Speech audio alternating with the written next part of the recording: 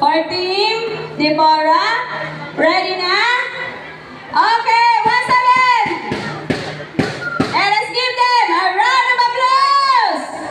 Oh, Team Gentry, palakpak naman dyan!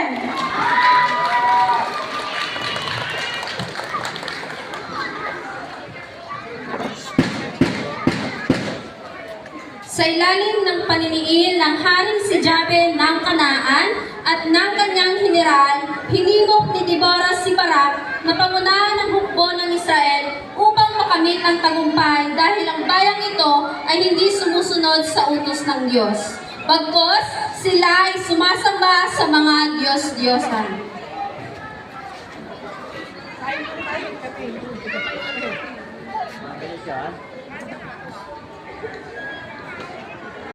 So, ang players ay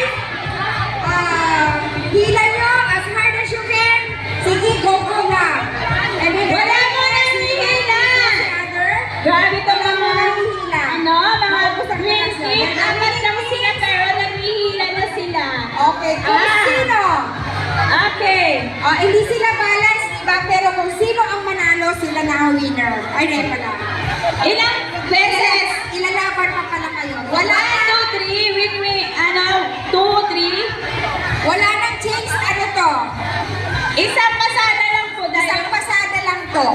Okay. Okay. Isang pasada lang po. Wala Isang pasada change. lang.